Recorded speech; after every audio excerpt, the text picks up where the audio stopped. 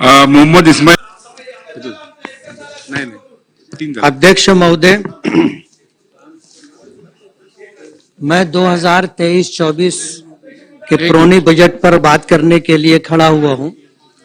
तुम तो है ना। अध्यक्ष महोदय, कामगार विभाग, ऊर्जा विभाग और स्वच्छता विभाग और इसी तरह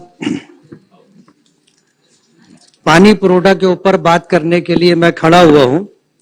सर, मालेगांव एक ऐसा शहर है जहां पावरलूम है, उद्योग है, और इस मौके पर मैं आपको ये बताना चाहता हूं कि मालेगांव शहर में पावरलूम को लेकर के जितने मजदूर उससे रिलेटेड हैं, चाहे वो पावरलूम मजदूर तराशन चलाने वाले हों या साइजिंग में काम करने वाले हों या इसी तरह और भी इस सनत से जुड़े हुए जो लोग हैं, उनके लिए सरकार की तरफ से कोई ऐसी स्कीम नहीं है कि उनको जो है इलाज और मुआवजे की कोई सहूलत मिले, उनके बच्चों को तालीम के लिए कोई अच्छा मौका मिले, सरकार की तरफ से मदद मिले। और इसी तरह जो कामगार लोग हैं उनको सरकार की तरफ से कोई ऐसी सुविधा नहीं है, कोई ऐसी स्कीम नहीं है कि वो लोग देश में तरक्की करने वालों के साथ साथ तरक्की कर सके। सरकार ने इस सनत के लिए कोई ऐसी पॉलिसी अब तक बनाई नहीं है।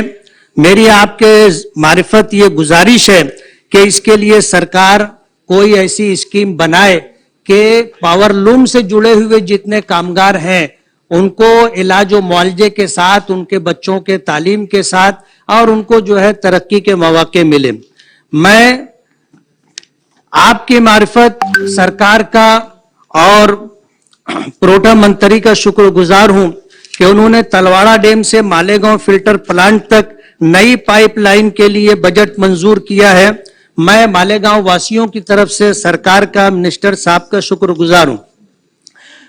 मालेगांव जिसको चनकापुर डैम से पानी मिलता है, ये 1970 की जनसंख्या को सामने रख करके कोटा तय किया गया था।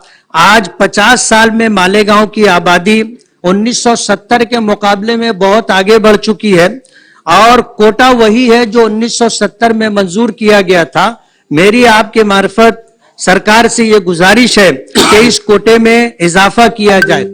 मालेगांव वालों को कारपोरेशन की तरफ से नलों में जो पानी दिया जाता है वो 1 दिन या 2 दिन नागे से दिया जाता है, लेकिन नल पट्टी पूरा साल भर पानी दिया जाता है, उस हिसाब से वसूल की जाती है। और हर साल 5% जो है पानी पट्टी का इजाफा होता है। महाराष्ट्र भर में बड़े बड़े शहरों के मुकाबले में मालेगांव वालों से जो पानी पट्टी वसूल की जाती है वो बहुत ज्यादा है। इस सिलसिले में सरकार को इस तरफ तवज्जो देनी चाहिए। आज इस मौके पर आपने मुझे कहने का मौका दिया। मैं आपसे ये कहना चाहता हूं कि महाराष्ट्र के अंदर पूरे देश के मुकाबले में बिजली सबसे ज्यादा महंगी है। महाराष्ट्र के अंदर जो कपड़ा तैयार होता है या जो चीजें तैयार होती हैं और उनको उनमें बिजली इस्तेमाल होती है, उनकी कास्ट और उस पर खर्च ज्यादा आता है, जबकि दूसरे स्टेट के मुकाबले में वहां जो चीजें बनती हैं वो महाराष्ट्र के मुकाबले में लोगों को सस्ती पड़ती है।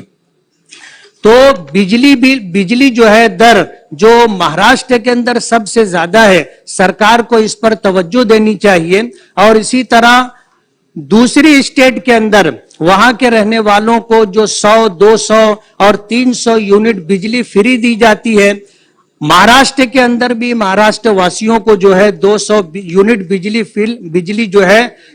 यूनिट फ्री देना चाहिए। मेरी आपके मार्फत सरकार से ये गुजारिश है। आपने मुझे कहने का मौका दिया, मैं बहुत बहुत शुक्रगुजार हूं।